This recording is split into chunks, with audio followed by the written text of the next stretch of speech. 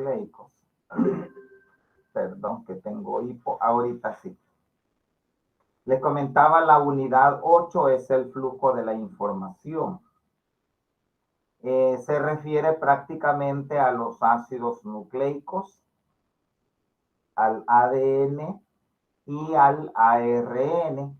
Lo que nosotros tendríamos que revisar, ¿verdad?, en las otras sesiones es procesos como duplicación, transcripción y traducción, que son eventos relacionados con el flujo, ¿verdad? A nosotros nos interesa en biología cómo pasa esa información, ya sea de célula a célula, de virus a virus y también de padres a hijos. Este componente tiene que ver con algunas materias como la genética y la biología molecular. De hecho, hay un documento complementario que se los he subido para que lo lean, que se llama Metabolismo de la Información, ¿verdad? Hay que leer un poquito incluso enfermedades relacionadas con o anormalidades con el número de cromosomas, ¿verdad? O enfermedades también ligadas al sexo. Bien, veamos qué es lo que vamos a estudiar en este cómputo. Generalidades, que es lo que hay que revisar ahora, lo que es un nucleótido y cuál es la estructura del ADN y el ARN. Y en las próximas sesiones, que creería que van a ser bueno, porque el miércoles obviamente es asueto, pensaría que el 7 voy a dar el proceso de la duplicación y la transcripción, porque el 9 es práctica, y el 14 daría traducción y lo que es el código genético, porque el 16 es el examen práctico, ¿verdad? Luego el 21 y bueno, el 21 es teoría, ¿cómo se llama?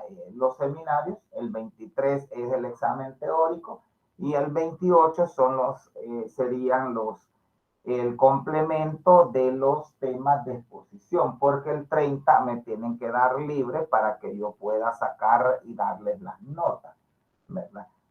Más o menos así tenemos las actividades del mes de noviembre. Entonces, les repito, va a ser 31, 7 y 14 los temas para dar, obviamente, clases, ¿verdad? Bien, quizás así como un punto de entrada, veamos, sería de que ustedes me digan qué recuerdan sobre o qué saben, mejor dicho, sobre lo que es un nucleótido.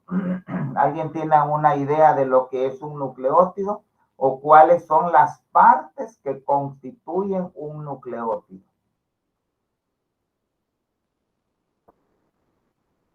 Estamos hablando de ácidos nucleicos. Dígame, Rafael.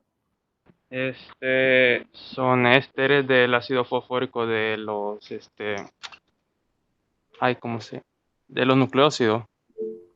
Sí, pero ¿cuáles serían los componentes? Porque la definición puede La variar. adenosina. Pues, No. A ver, Julia. pues podríamos decir que son macromoléculas que contienen bloques de información genética. Sí. ¿Y los componentes? En este caso tienen un azúcar, un grupo fosfato y una base nitrogenada. Por ahí sí. Ahí vamos ubicándonos un poquito más. Un nucleótido obviamente es el bloque de construcción de la información, como decía Julia. Pero los componentes o la estructura, pues no es más que una base nitrogenada, como decía David, que puede ser púrica o puede ser pirimídica, una pentosa, que es un azúcar de 5 carbonos, que puede ser ribosa o puede ser deoxirribosa, y obviamente un grupo fosfato. Por ahí alguien también mencionaba nucleócido, se parecen, ¿verdad? El nucleótido tiene 3 componentes y el nucleócido tiene 2. Luego hay que recordar la estructura del ADN y el ARN. El ADN pues es de doble cadena y el ARN normalmente es de una sola cadena.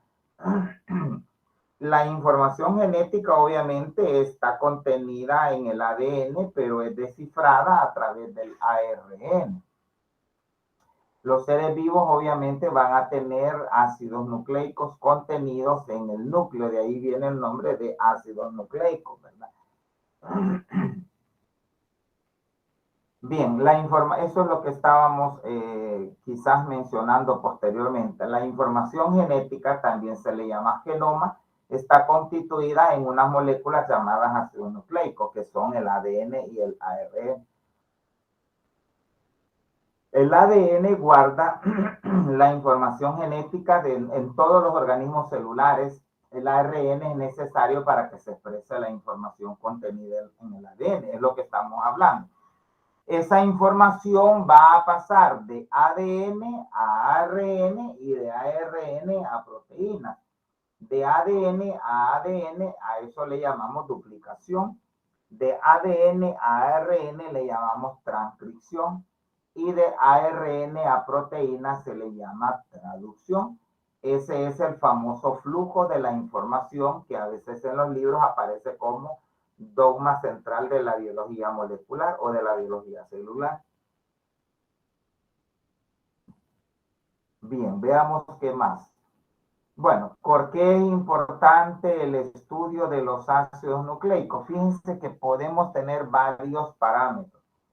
De repente, porque nosotros podríamos correlacionar con algunas enfermedades de origen genético, algunas anormalidades, más bien dicho, o enfermedades ligadas al sexo, ¿verdad? Y pueden haber otras condiciones. Podríamos hablar de la parte forense, ¿verdad? Cuando a una mujer principalmente ha sido violada o una persona ha sido asesinada, podríamos tomar muestras para determinar el posible ADN del victimario. También los ácidos nucleicos nos pueden servir para realizar pruebas de paternidad. Y determinar la correlación directa entre el padre y el hijo, ¿verdad? O la madre y el hijo, o el hijo y los padres, ¿verdad?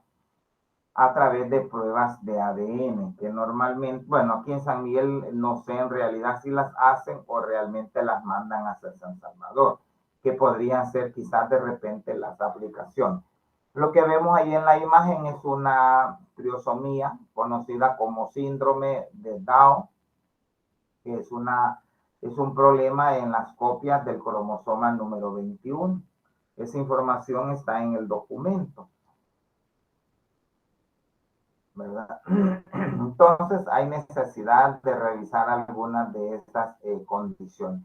Miren, hablar también de ácidos nucleicos, también es importante hablar de algunas condiciones nitrogenadas, porque los ácidos nucleicos también están relacionados con compuestos de origen nitrogenado, ¿verdad? Porque los ácidos nucleicos pues son prácticamente, bueno, no son proteínas, pero están asociados a las nucleoproteínas. Y a partir de eso también podrían haber alteraciones en el metabolismo, principalmente de las purinas, que son la adenina y la guanina, y que forman un producto obviamente que es el ácido úrico y que va a ocasionar artritis. Nada más que artritis gotosa. Ahí está el flujo de la información, ¿verdad? Tenemos que el ADN nos da ADN, a eso le llamamos replicación.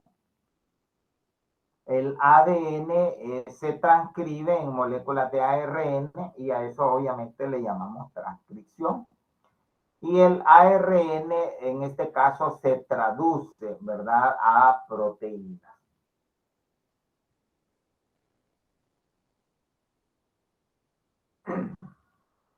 Lo que usted debe de saber es la localización a nivel de la célula.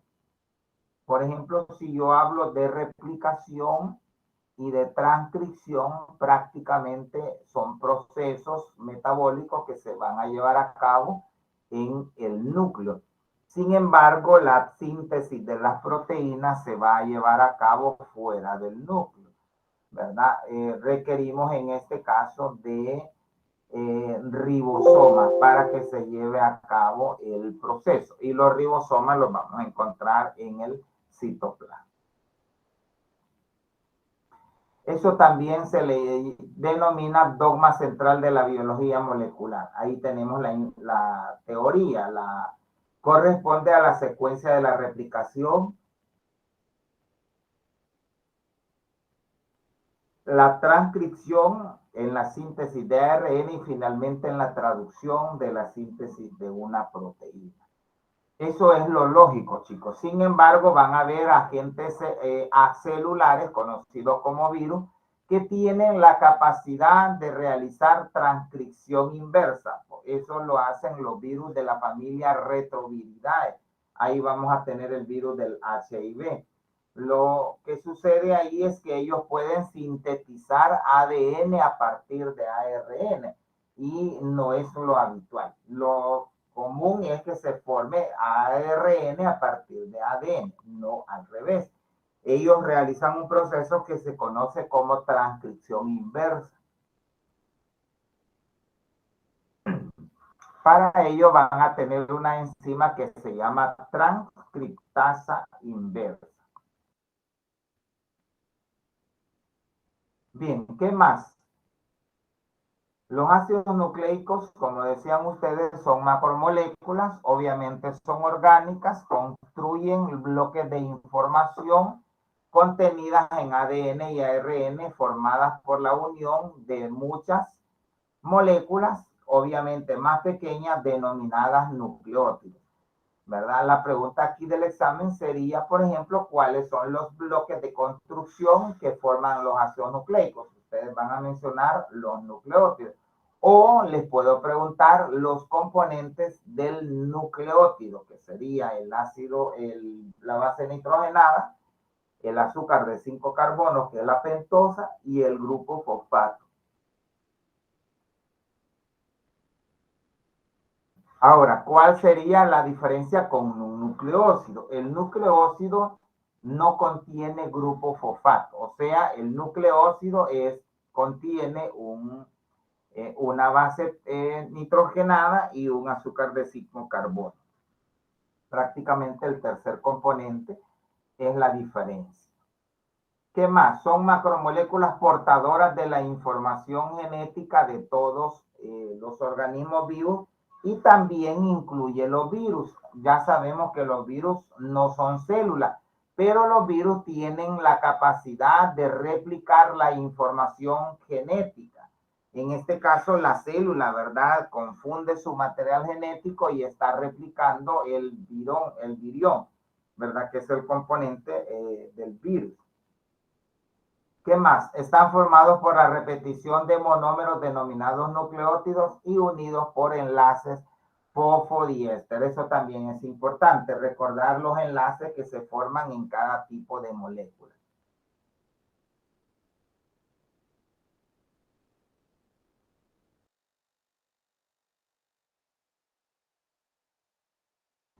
Miren qué más. Vamos a tener dos tipos de ácido nucleico. Tenemos ADN y contenemos ARN. Y también vamos a tener varios tipos de ARN. Sin embargo, a nosotros, ¿verdad? A nivel de bioquímica quizás nos interesan 3, pero hay más. ¿Cuáles son los principales? El mensajero, el ribosomal y el de transferencia. ¿Qué hace el mensajero? Su nombre lo indica, lleva el mensaje, ordena los aminoácidos. El ribosomal forma parte de la estructura del ribosoma. Ya sabemos que el ribosoma es el componente de la célula donde se lleva a cabo la síntesis de las proteínas. Y el ARN de transferencia es el que traduce el mensaje que está contenido en el mensajero, ¿verdad? En las células eucariontes, el ADN se encuentra principalmente en el núcleo. ¿Quién me recuerda en qué otra parte hay ADN en la célula? Hay Mitocondria. en la mitocondria. ¿Y en qué otra estructura? Ribosomas. No, el ribosoma es donde se lleva a cabo. Hay otra estructura que tiene ADN. En el citosol. No, el citosol es donde están contenidos todos los organelos. Es en el cloroplasto. Los organelos, ¿cómo se llama? Cloroplasto y mitocondria contienen ADN. Ese ADN a veces se denomina extra o fuera del núcleo, ¿verdad? ¿Qué más? Miren, el ADN de las mitocondrias y de los cloroplastos es similar al de la célula procarionte. El ADN nuclear está asociado a proteínas, por eso se habla de nucleoproteínas. Estas básicamente son histonas.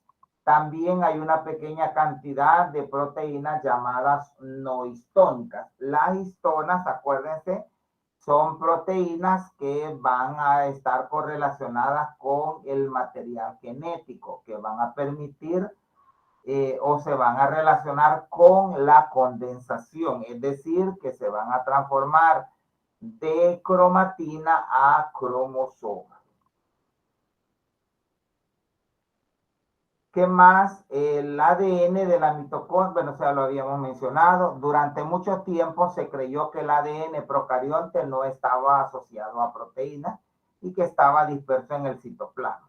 En la actualidad se ha observado que está asociado a proteínas no histónicas, formando una condensación llamada nucleoide, que a diferencia del núcleo carece de envoltura.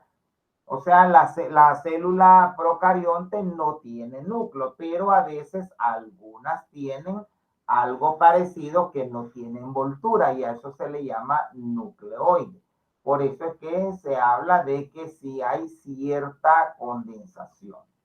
También en los virus se ha observado proteínas básicas asociadas al ADN.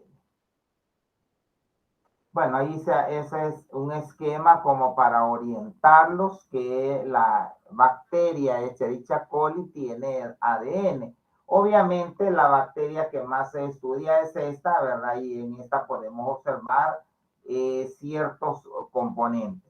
Por ejemplo, que hay una sola célula, perdón, hay una sola molécula circular cuya circunferencia mide alrededor de 1 milímetro. Eso es la especie de nucleoide. Tiene alrededor de un peso de 10 a la 9, ¿verdad?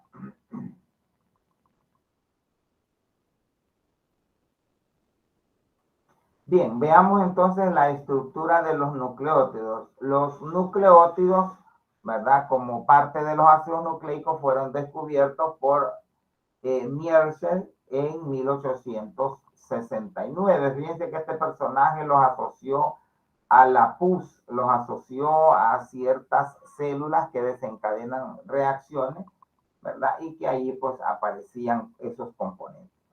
Los ácidos nucleicos resultan de la polimerización de monómeros complejos denominados nucleótidos.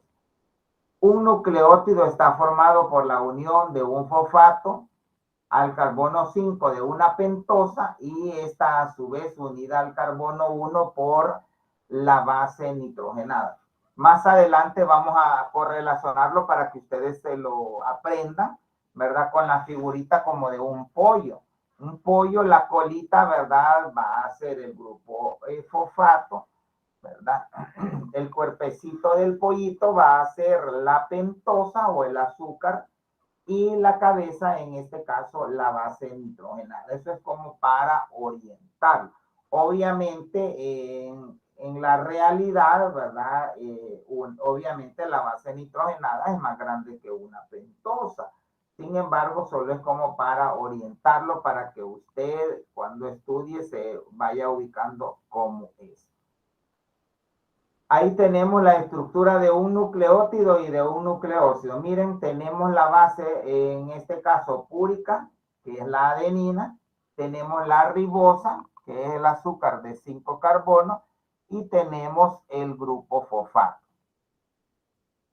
La adenina con la ribosa forman un nucleósido. Pero si a eso le agrego un grupo fosfato, entonces yo ya tengo un nucleótido. Y el ejemplo que se ha colocado ahí es el monofosfato de adenosina. Ahí están las pentosas. Miren, la pentosa tenemos la ribosa que va a formar parte del ARN y la deoxirribosa que va a formar parte del ADN. ¿Qué más? Aquellas bases nitrogenadas que tienen 2 anillos se llaman púricas o derivadas de la purina. Aquí vamos a tener A y G.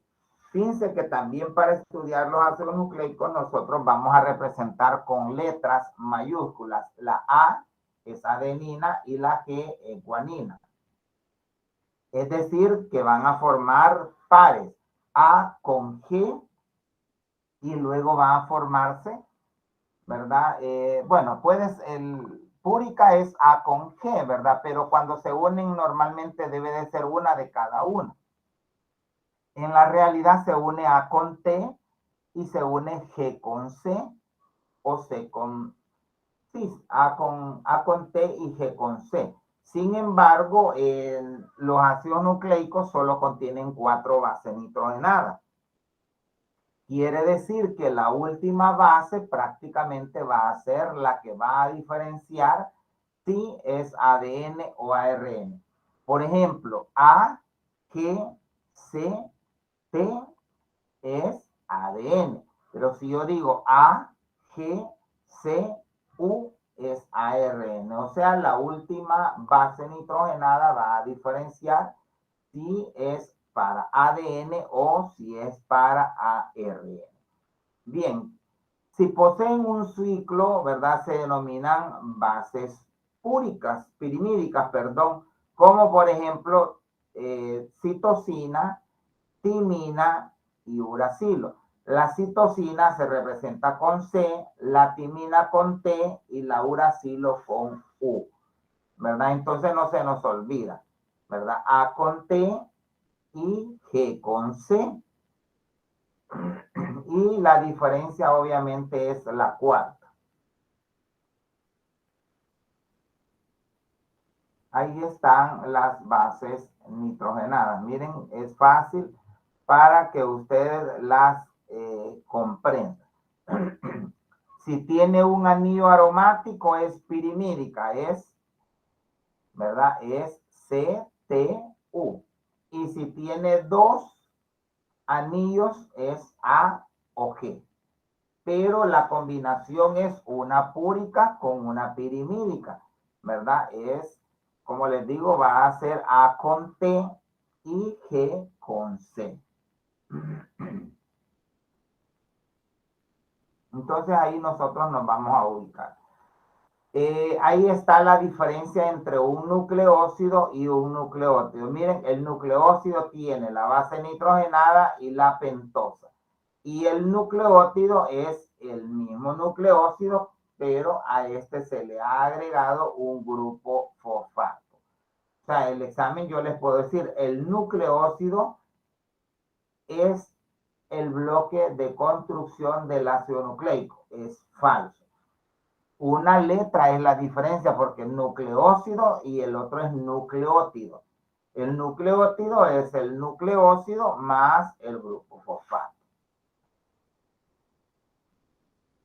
Ahí vamos a encontrar más información con respecto a esos componentes.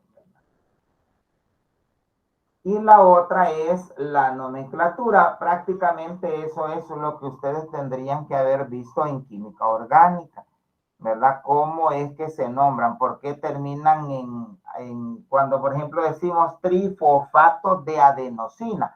¿Por qué hablamos de esas terminaciones, verdad?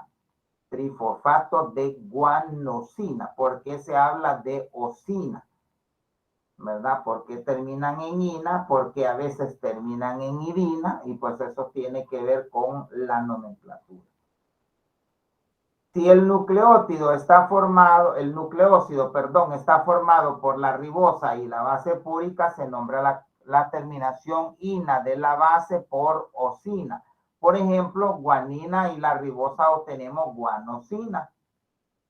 Mientras que si se trata de una base pirimídica, la terminación cambia a idina. Por ejemplo, nucleósido de timidina. Por su parte, si el nucleósido se realiza con desoxirribosa delante del nombre, habrá que colocar el prefijo desoxi de adenina y desoxirribosa, o vamos a obtener el nucleósido desoxiadenosina. O sea, va a depender si es una base púrica o una base pirimídica.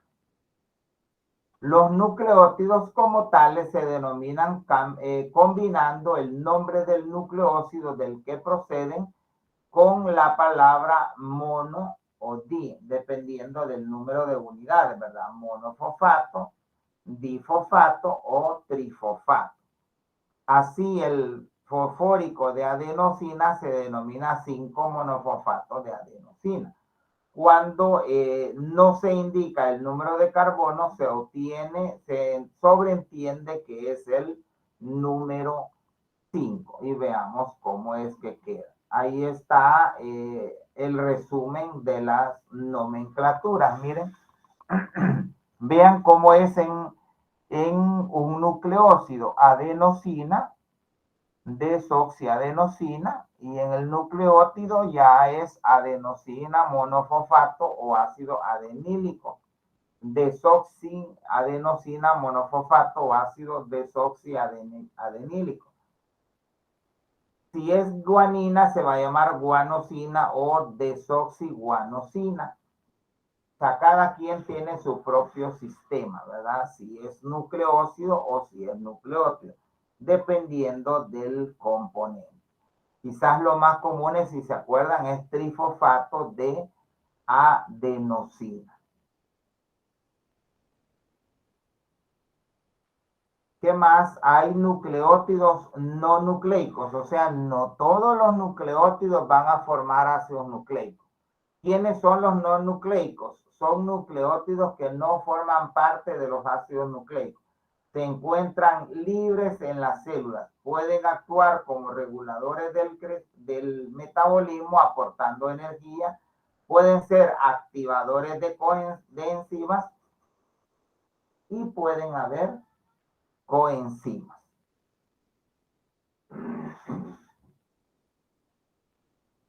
Bien, veamos cómo están los nucleótidos de adenina.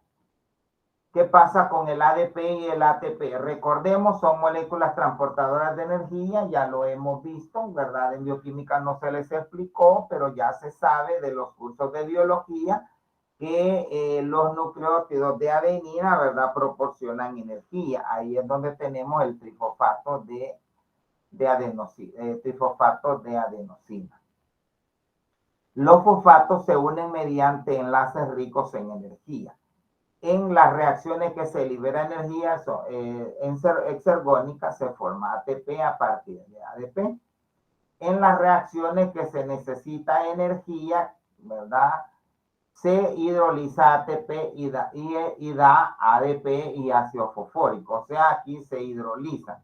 También pueden actuar nucleótidos de guanina, por ejemplo, el GTP y el GDP, que es el trifosfato de guanosina, y el difosfato de guanosina. Eso lo vimos cuando estudiamos el ciclo de Krebs, que en el ciclo de Krebs vamos a tener nucleótidos de adenina. Sin embargo, también había nucleótidos de guanina. Esta parte es un poco árida, chicos. Ahí están las estructuras, miren, del AMP, del ADP y del ATP. Si se fijan, la diferencia prácticamente es el grupo fosfato. En el primero hay 1, en el segundo hay 2 y en el tercero hay 3. Obviamente el que tiene mayor poder energético es el trifosfato de guanosina o ATP, ¿verdad? Porque ahí en los enlaces fosfodiéster es donde vamos a encontrar la mayor parte de la energía.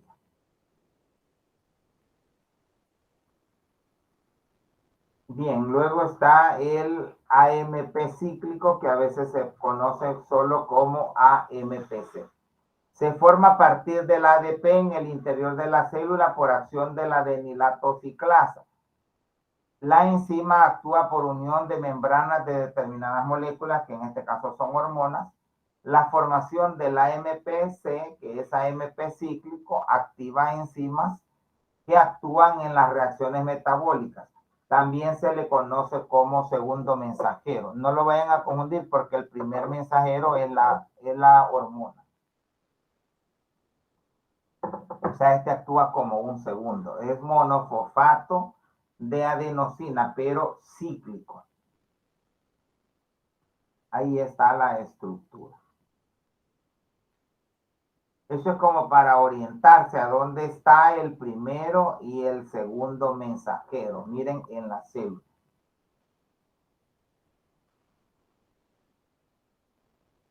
Si se fijan, el primer mensajero en este caso está correlacionando con un receptor que es el estimulador. Significa que el segundo mensajero va a estar en el citoplasma de la célula, no está en la membrana como ocurre con el primer mensajero.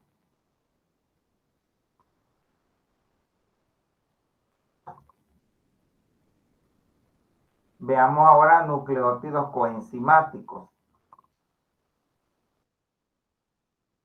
Ya vimos que eran las coenzimas. Una coenzima es una molécula no proteica que interviene en reacciones enzimáticas. No son específicas de un tipo de sustrato y las más importantes son el FAD, el NAD, el FMN, el NADP y la coenzima A. ¿Qué otra función tienen las coenzimas? ¿Se acuerdan? No sé si alguien me puede decir qué otras funciones tienen las coenzimas. Se los pregunté en un examen. Nada más que le puse la coenzima Q, que era la más conocida. Entonces no se nos tiene que olvidar, ¿verdad? Que son nucleótidos coenzimáticos. La otra función tiene que ver con el poder antioxidante. A ver, Julia. Si no me equivoco, las coenzimas sirven para acelerar el proceso. No. Las coenzimas son complementos. Son complementos para la función de la enzima activa, que es la holoenzima. En este caso, la coenzima quizás tiene que ver con un poder antioxidante.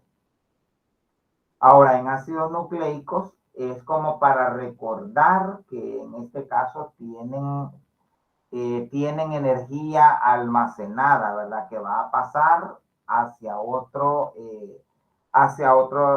llamémosle receptor, aunque no es sí un receptor, sino que es otra molécula que va a aceptar y a donar electrones, ¿verdad? O sea, tiene que ver con energía. Sí, tiene que ver un poquito con intermediarios, aunque los intermediarios son otros elementos. Ellas normalmente las coenzimas actúan como antioxidantes. Por ejemplo, la coenzima Q, que se coloca a veces en algunos productos de belleza para mejorar las condiciones de la piel y que actúe también como antioxidante. Bueno, ahí están las estructuras, miren. Luego están los nucleótidos de piridina, que es el NAD y el NADP. Son coenzimas de deshidrogenasas, catalizan reacciones redox, y el ADN, el NAD en la respiración y el NADP en la fotosíntesis. O sea, tienen ciertas participaciones. Repito, el NAD en la respiración y el NADP en la fotosíntesis. El último de ese grupo es la coenzima A. Es un derivado del difosfato de adenosina, interviene en procesos metabólicos como transportador de grupos acilo procedentes de ácidos orgánicos. Y la acetil, que es un derivado de la coenzima A, tiene una gran importancia en el metabolismo. Es la que inicia ciertos procesos. Veamos qué son los polinucleótidos. Existen dos clases de nucleótidos, los ribonucleótidos, en cuya composición encontramos la pentosa ribosa, y los desoxirribonucleótidos, en donde participa la desoxirribosa. Los nucleótidos pueden unirse entre sí mediante enlaces covalentes para formar polímeros, es decir, ácidos nucleicos tipo ADN y ARN. Dichas uniones se denominan uniones fosfodiéster. El grupo fosfato de un nucleótido se une con el hidroxilo del carbono 5 de otro nucleótido. De modo que en la cadena quedan dos extremos libres. De un lado el carbono 5 de la pentosa y del otro lado el carbono 3 de la pentosa. Por eso es que a veces se habla del sentido que lleva la vida. Se habla del 5,3 y el 3,5. Ahí está ya un polinucleótido ya completo. Y ahí es para revisar la estructura primaria, secundaria y terciaria del ADN. Y empezamos con la primaria, ¿verdad? O la parte del ADN. El ADN es un ácido nucleico que contiene instrucciones genéticas usadas en el desarrollo y funcionamiento de todos los organismos. Es el responsable de la transmisión hereditaria y su principal proceso es almacenar la información. Miren, ahí está. ¿Qué lleva el ADN? Lleva, ¿verdad? A, G, C y T. Ahí porque es un muñequito que yo encontré, pero lo ideal es que diga A, G, C, T, porque la última base es normalmente la que va a diferenciar un ácido nucleico de otro. Y ahí están los componentes, ¿verdad? El azúcar de 5 carbonos y el grupo fosfato. La secuencia de las 4 bases a lo largo de la cadena es lo que codifica la información. O sea, son 5 las que existen, pero las que van a formar parte del componente solo son 4. Ahí está la estructura característica del ADN. Miren. Es bicatenario porque su estructura está compuesta por 2 tiras que le dan forma de hélice.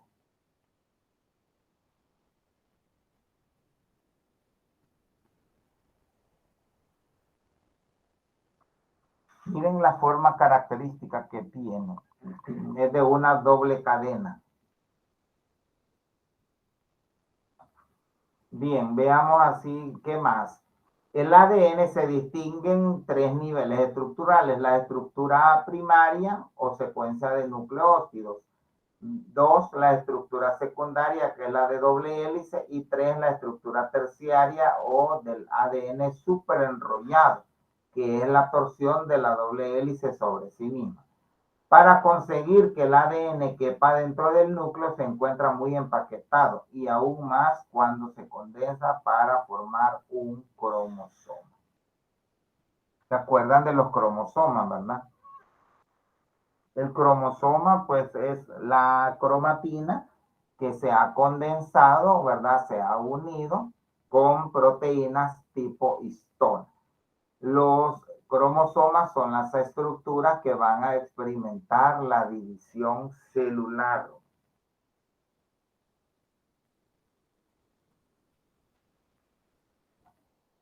¿Qué más? La estructura primaria tenemos que la secuencia de los nucleótidos de una sola cadena se pueden distinguir en ella un esqueleto de pentosas y fosfato y una secuencia de bases nitrogenadas.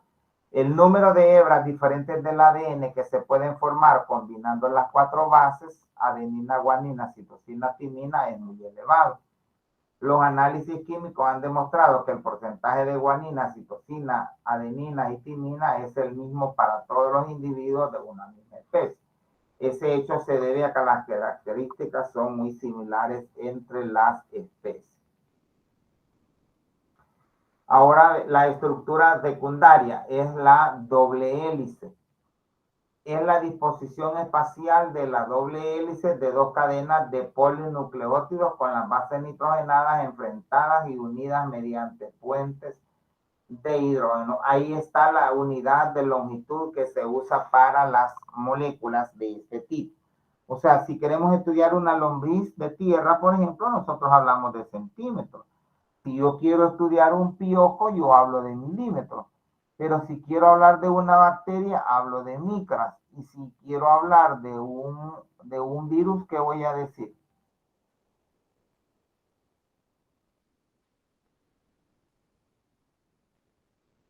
Ajá, chicos, ¿cuál sería la unidad de longitud para el caso de los virus? Armstrong.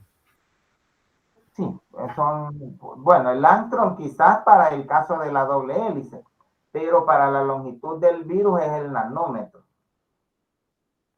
El Armstrong ya es más que todo para moléculas como este tipo. En la estructura secundaria es la disposición espacial en doble hélice de 2 cadenas de polinucleótidos con las bases enfrentadas y unidas mediante puentes de hidrógeno. Y ahí está como en este caso se van armando, ¿verdad? En química orgánica, cuando se da esta materia, uno pone a los estudiantes a que armen los rompecabezas en la pizarra, ¿verdad? La pelotita es el fósforo, el cuerpo de la gallinita era, dijimos, la pentosa, ¿verdad? Y la cola, ¿verdad? La cola casi representaba siempre la base nitrogenada, ¿verdad? Aunque en algunos libros pues aparece un poco distinto. Y ahí abajo tenemos la forma, el nucleótido, ¿verdad? Que es las 3 piezas relacionadas con un pollo. La cabeza en ese esquema representa el grupo fosfato. El cuerpo de la gallina es la pentosa y la cola es la base nitrogenada que se tiene que enlazar. Por ejemplo, en el nucleótido que está separado es timina. ¿Con quién se va a unir? Con la letra A, que es adenina. O sea, siempre es A con T o T con A. Siempre es G con C o G con C o C con G. ¿Verdad? Ya están los esquemas de que van a ser complementarios.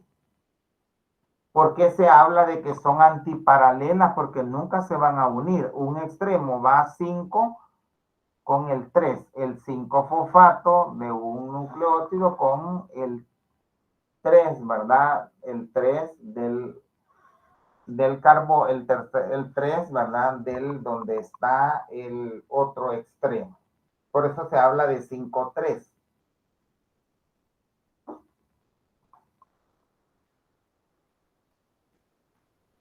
Esas son algunas características que se dedujeron a partir de datos experimentales, la densidad y la viscosidad, las reglas de Charcas y la estructura fibrilar de los 20 Armstrong. Esa es teoría.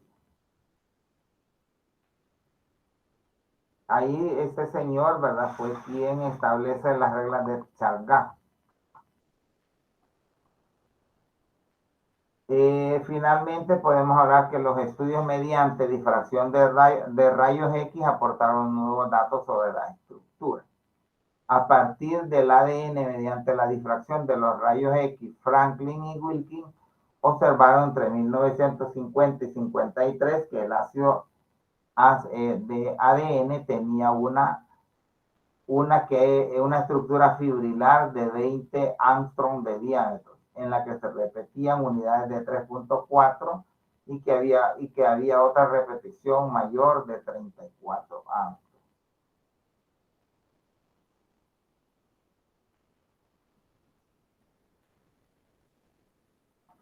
Ese es otro esquema, miren, de la hélice o del fragmento del ADN que se coloca, ¿verdad?, en una fuente de rayos X, se presenta en pantalla de plomo, luego el de rayos X, la muestra de ADN, y entonces observamos manchas causadas por los rayos X difractados.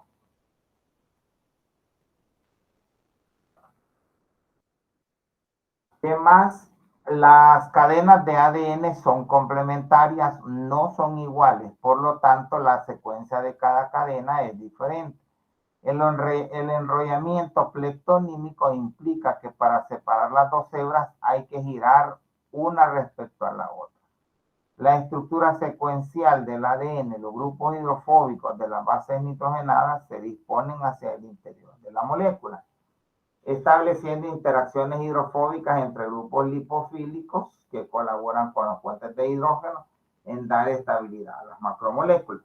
Las pentosas y los fosfatos, que son de carga negativa, quedan en el exterior. Debido a la ionización de los ácidos nucleicos, tienen un carácter ácido.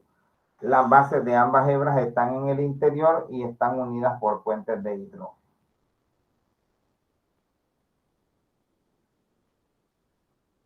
Ahí está la característica del ADN o de la doble hélice. Miren, dos cadenas polinucleotídicas enrolladas helicoidalmente entre sí. Son antiparalelas, nunca se van a unir. Son complementarias, ¿verdad? Porque se complementan a partir de una hebra patrón.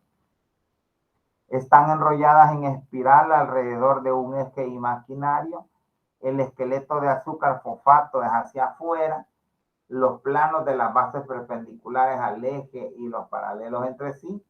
El enrollamiento plectónico, el sentido dextrógiro, gira en sentido dextrógiro y hay 10 pares de nucleótidos por vuelta de 3.4 nanómetros y tiene un diámetro de 2 nanómetros. Eso es como ciertas características. Cuando diga doble hélice, ustedes lo asocian principalmente del ADN. Y si solo habla de una cadena, es el ARN. Miren, ahí está. Ahí nos dice cómo es que se van uniendo. Miren, A con T y G con C. O sea, se tienen que unir los dos extremos, ¿verdad? Que se tienen que llevar ese orden. Si se fijan, es T-A a T, que es C. O sea, puede ser A con T o T con A. G con C o C con G. Ahí tengo 4, ¿verdad? Cuando ya aparezca, en este caso, la T, entonces ya no es ADN, sino que es ARN. Esta restauración de la doble hélice es lo que más llama renaturalización y es lo que permite la hibridación en parte de las hebras distintas del ADN.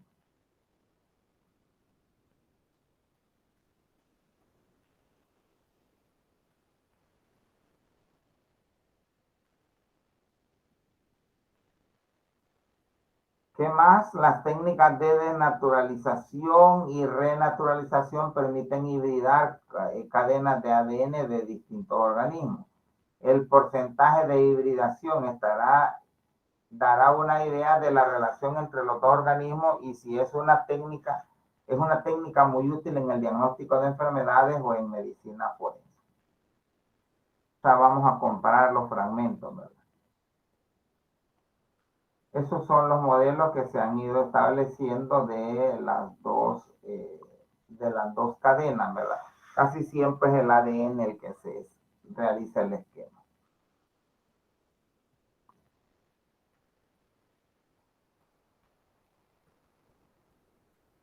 Bueno, eso se los dejo de información, modelos modelos A, modelos Z y modelos B. Si se fijan, tienen ciertas variaciones.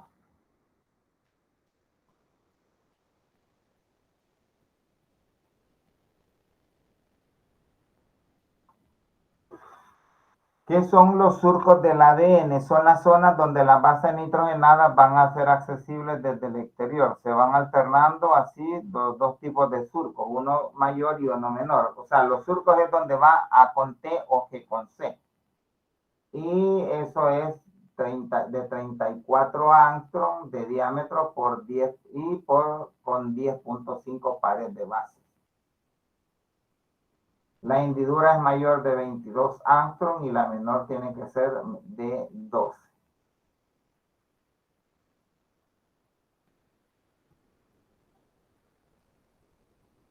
El ADN superenrollado, ¿verdad? O empaquetamiento de ADN circular. Las moléculas de ADN circular, como el bacteriano o el mitocondrial, presentan una estructura terciaria que consiste en una fibra de 20 aminoácidos, de 20 angstrom, perdón, que se halla retorcida sobre sí mismo formando una superhélice. Esta disposición se denomina ADN desenrollado.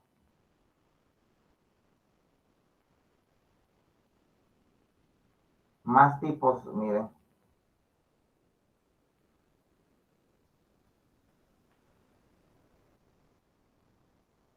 Miren, ADN circular relajado, ADN circular con superhélice negativa y superhélice de plásmido con ADN extracromosoma.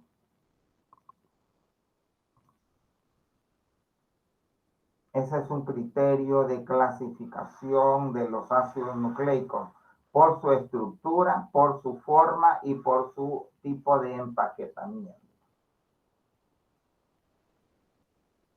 Miren, en cuanto a su estructura, puede ser monocatenario o bicatenario.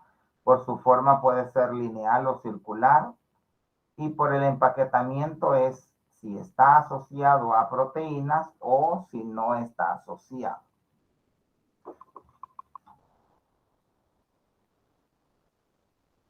Bueno, eso de la longitud ahí se los voy a dejar. Aquí sí, me detengo con la función del biológico.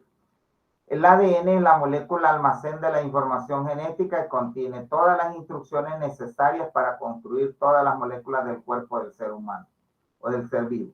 Para ello tiene que ser capaz de realizar copias de sí mismo o replicarse mediante un proceso basado de complementariedad de las bases. Es lo que estamos diciendo. A con T, ¿verdad? O T con A y G con C o C con G. Nunca va a ir con, por ejemplo, ustedes nunca van a poner la G, la C con una U, ¿verdad? La U siempre va a ir donde estaba ¿cómo se llama? Donde estaban los componentes normalmente de la timina, porque es A con T, entonces la T se va a cambiar por U, o sea, la timina por uracilo.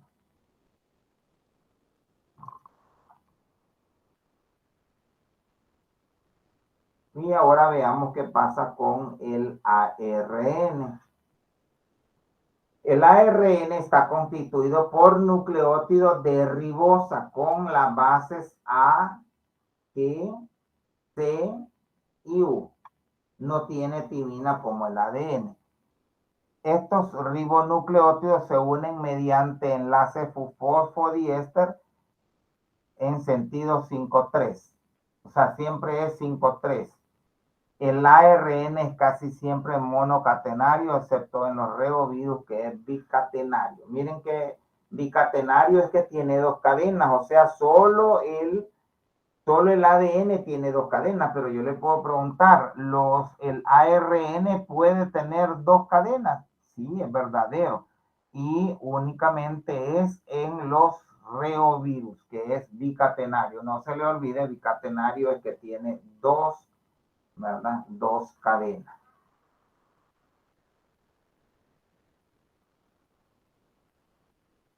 ¿Qué más? La función es transferir el código genético para la creación de proteínas del núcleo al ribosoma. El ARN sale del núcleo, es enviado que el ADN protegiendo el código genético y el ADN contra daños. Sin el ARN no se pueden sintetizar proteínas, ¿verdad? No vayan a confundir el caso de los priones. Los priones no sintetizan la proteína, la duplican, que es muy distinto. O sea, ellos hacen duplicación de proteínas. Normalmente la duplicación es del ADN, pero el dogma central se rompe por dos condiciones. Por los virus, ¿verdad? Que tienen ADN bicatenario y que realizan transcripción inversa. Y también se rompe, ¿verdad? Por ¿cómo se llama esta otra condición? ¿Verdad? Que es el hecho de tener, bueno, ya dijimos que es el hecho de tener prácticamente dos cadenas. Evitando, bueno, ¿qué más? El ARN sale del núcleo, evitando que el ADN protegido, ¿verdad? Bueno, o sea, ya lo dijimos. Sin el ARN no se puede sintetizar. Entonces, el ADN se rompe por dos esquemas, por los virus que realizan transcripción inversa y por los priones que pueden duplicar proteínas a partir, obviamente, de proteínas. Pero, ojo, no es traducción la que están haciendo, ¿verdad? Ellas no están sintetizando proteínas. La síntesis de las proteínas es a partir del ARN. Pero si usted tiene proteína y vuelve a obtener proteína, eso es duplicación o replicación de proteína. Eso solo lo hacen los priones. No lo vayan a confundir. Bueno, eso es un poquito de información que hay que revisar. Miren, ahí hay más información. El ARN se clasifica en bicatenario, como en el caso de los virus, y monocatenario, que es el resto. ¿Quiénes son los tipos de ARN? El de transferencia, el mensajero y el ribosomal. Y también está el ARN nucleolar y el ARN pequeño nucleolar. O sea, hay 5 tipos de ARN. Ahí está el esquema. Miren, yo les puedo preguntar cuáles son los 3 principales y usted me dice mensajero, ribosomal y de transferencia. O le puedo decir, además del mensajero, el ribosomal y el de transferencia, que otros tipos de ARN existen. Entonces usted dice ARN pequeño nuclear y ARN nucleolar. El nucleolar es el que está en el nucleolo y el pequeño nucleolar forma ribonucleoproteínas nucleolares que terminan en intrones. En la próxima sesión vamos a ver qué es un intrón y qué es un exón. ¿Qué más? Existen distintos tipos de ARN con la misma composición química, pero con diferente estructura y función. ¿Qué hace el mensajero? Miren, transmite la información y el de transferencia transporta los aminoácidos hacia los sitios de traducción. ¿Qué hace el ribosomal? Forma parte del ribosoma.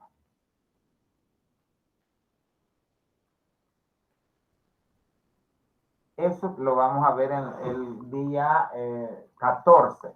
Eso es traducción. Miren, ahí vamos a ver cómo es que hace esa relación entre el codón y el anticodón para que se vaya sintetizando la proteína.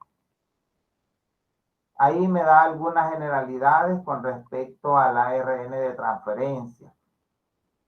Hay unos 50 tipos, constituye el 15%, tiene entre 70 y 90 nucleótidos. Su función es transportar los aminoácidos hacia los sitios de traducción. Las diferencias entre ARN son debidas fundamentalmente a las bases nitrogenadas que forman el anticodón. O sea, el de transferencia va a formar una estructura que se llama anticodón y el mensajero forma el codón. Entonces, ahí se va a dar una relación de codón-anticodón. Entre los nucleótidos que forman los ARN de transferencia, además de AGCU, aparecen otros que llevan bases metiladas como dihidrouridina, ribotimidina, inosina, metilguanosina, que constituyen el 10% de los ribonucleótidos totales del ARN de transferencia. Ese es el esquema del ADN, del ARN de transferencia. Miren, es monocatenario, pero presenta zonas con estructura secundaria en doble hélice y zonas de estructura primaria o lineal. ¿Qué vamos a distinguir? Un brazo D, un brazo T, un brazo A, un extremo 3, un extremo 5, y ahí pues es la forma en la que se va a unir, ¿verdad? Con el anticodo.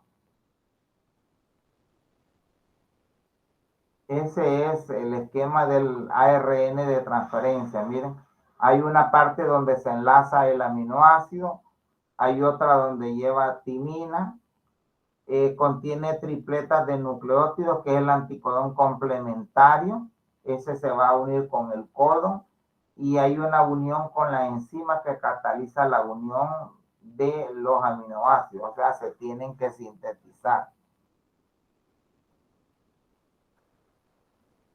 En realidad la molécula está mucho más replegada, adoptando una estructura terciaria en forma de L.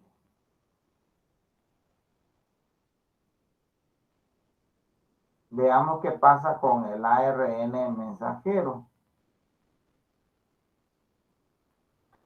Es monocatenario, básicamente lineal y con un peso que anda entre 200.000 y 1.000.000. Su función es transmitir la información contenida en el ADN y llevarla hasta los ribosomas para que en ellos se sinteticen las proteínas a partir de los aminoácidos que aportan los ARNT. El ARN mensajero tiene una estructura diferente en procariontes y en eucariontes.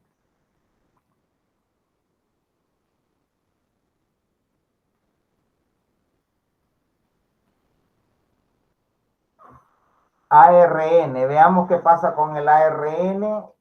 Se forma a partir del tránsito primario, llamado ARN heterogéneo nuclear, nombre que hace diferencia con la variabilidad de su tamaño. Posee una serie de segmentos con información denominados exones, alternados con otros sin información, llamados intrones. Esos términos los vamos a ocupar, como les digo, más adelante. Exón, intrón. A ese proceso se le denomina maduración y se produce en el núcleo. Acuérdense que el ARN de transferencia es el que está afuera. El mensajero normalmente está en el núcleo y el ribosomal también está afuera, ¿verdad? El ribosomal obviamente es el que forma parte del ribosoma.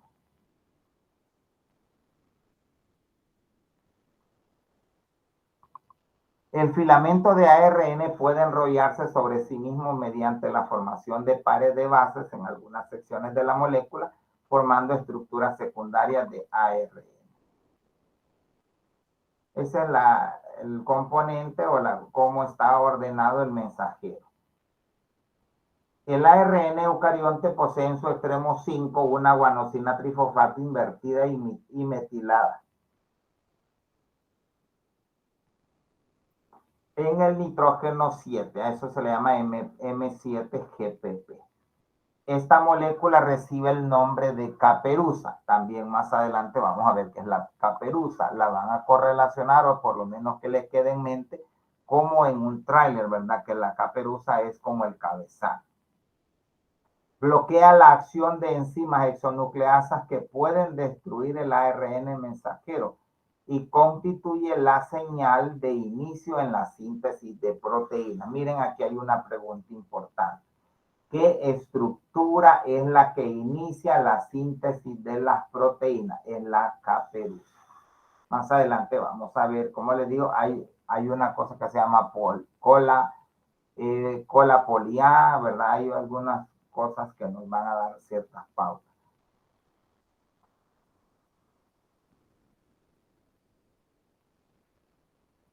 En el extremo 3 o el extremo final posee de 150 a 18 a 200 nucleótidos. Esto se le denomina cola poli A, que es lo que les digo, ¿verdad?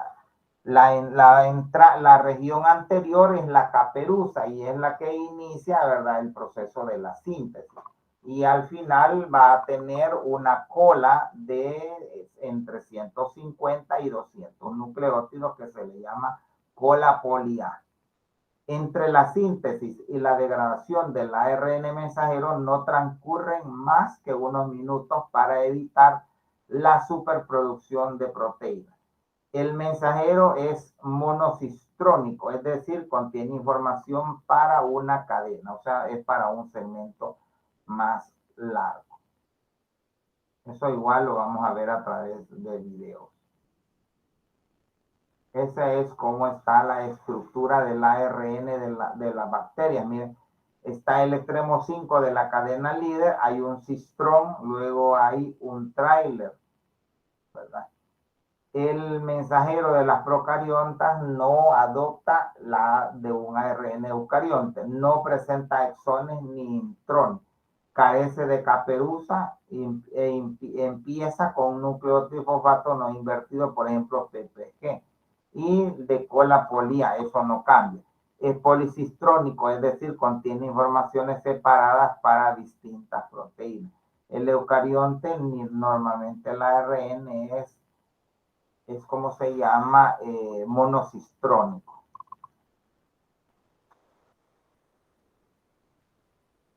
Bueno, ahí hay más información que usted, creo yo que la puede leer. El sector comprendido entre el 5 y el codón de inicio se llama cadena líder. La secuencia comprendida entre el codón sin sentido y el extremo 3 del ARN mensajero se denomina tráiler. Eso también, hay que acordar de cuál es el intrón, cuál es el cistrón, cuál es el tráiler.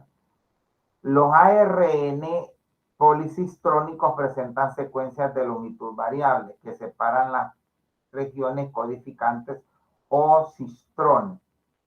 Estas se denominan regiones espaciadoras, usualmente de 10 pares de bases de longitud. Cada cistrón posee un codón de inicio y uno de sin sentido.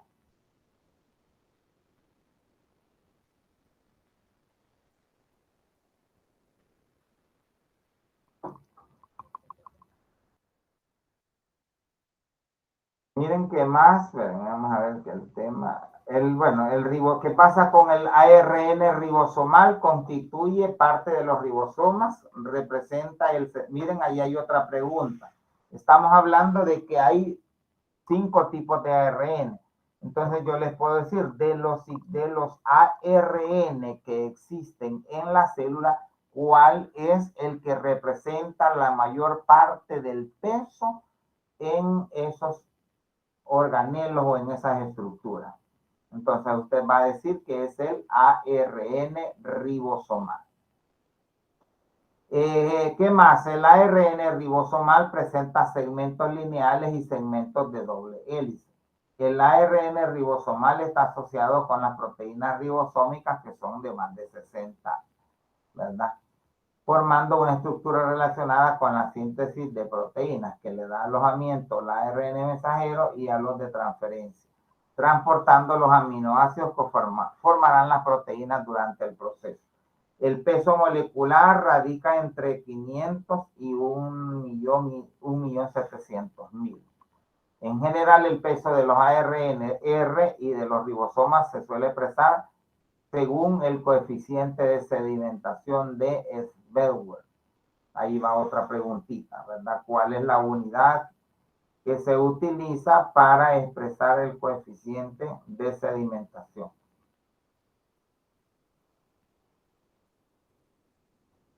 Bueno, ahí están los esquemas. Luego, ARN nucleolar. Es un ARN que se encuentra constituyendo parte del nucleolo. Se origina a partir de diferentes segmentos, uno de los cuales se denomina región organizadora nucleolar. Más abajo, posteriormente, la partícula de ribonucleotidoproteína se asciende en 3 ARN A continuación se añade un ARN de 5S, que es el Svedberg, también asociado a proteínas sintetizadas fuera del nucleolo, es decir, en el nucleoplasma, a partir de otros segmentos de ADN.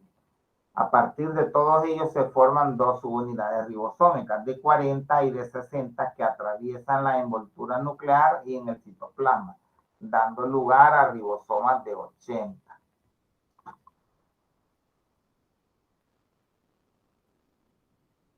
Y el último es el ARN pequeño nucleolar.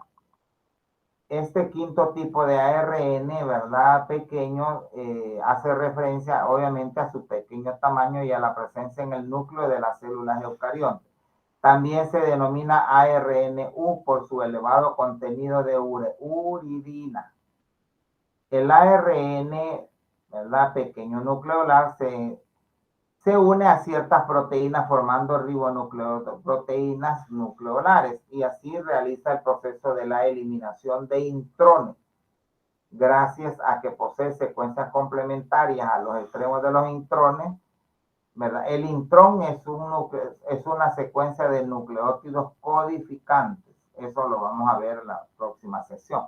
Pero necesito que se aprendan esos conceptos raros que están por ahí.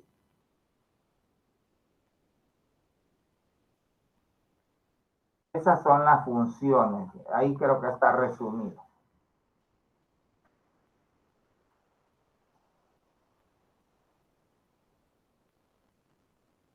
La función del ARN es el encargado de la traducción del mensajero, ¿verdad? Formado por el ARN ribosomal y de transferencia. Prácticamente la función, si ustedes recuerdan, es, bueno, hay varias, ¿verdad? Transportar a los aminoácidos hacia los sitios de traducción, ordenar a los aminoácidos en la cadena polipeptídica y también formar parte del ribosomal, del ARN, perdón, del ARN ribosomal o del ribosoma. Esas son algunas diferencias, miren chicos, ya para terminar, entre ADN y ARN. Doble cadena, el ARN es simple, el ADN tiene AGCT y el ARN tiene AGCU. En el ADN es una pentosa, en el ARN también, pero en uno es ribosa y en la otra desoxirribosa. El ADN es una macromolécula, el ARN es mucho más pequeño. El ADN está en el núcleo, el ARN está en el núcleo y está en el citoplasma. Acuérdense que el del citoplasma es el de transferencia. El ADN constituye los genes y el RNA es una molécula involucrada en la síntesis. O sea que cuando hablamos de genes, estamos hablando de ADN, que es un segmento de ADN que codifica para la síntesis de proteínas. En cambio, el ARN solo está involucrada en la síntesis, pero no forma genes. Y ahí está como el recordatorio de la importancia biológica. Esta clase prácticamente es como que si fuera química orgánica, no bioquímica, ¿verdad? En las otras creo que sí. Los ácidos nucleicos tienen dos funciones, de almacenamiento y de transmisión. De almacenamiento de la información genética y de transmisión de la información, ¿verdad? Del ARN, el ARN se encarga de leer y transcribir la información a todas las partes de la célula. El ADN se transmite de generación en generación en el proceso de la reproducción. Ese es como el resumen de toda la información. Bueno, con esto hay que revisar, muchachos, los videos. Ya para terminar, solo les voy a decir cuál es el documento que hay que leer. Es ese, miren. Este documento tiene cierta información sobre los procesos, ¿verdad? Ahí me dice, por ejemplo, el concepto y la composición de los ácidos nucleicos, me habla de bases nitrogenadas, que es lo que estamos viendo. Me habla de diferencia entre un nucleótido y nucleócido, como es la nomenclatura, que es lo que vimos ahora. Me habla de ciertos no, bueno, ya vimos los nucleótidos que tienen que ver con las coenzimas, ¿verdad? Prácticamente el mismo documento, la diferencia es que este último lleva algunas cosas que tienen que ver con la genética y eso no está en clase. Por ejemplo, la cuestión de las mutaciones. Creo que ustedes han oído hablar de mutación. Entonces eso lleva acá. Creo que ese es el documento. Es bastantito, ¿verdad? Pero hay que leer. Prácticamente yo me quedo acá. No sé si hay alguna duda.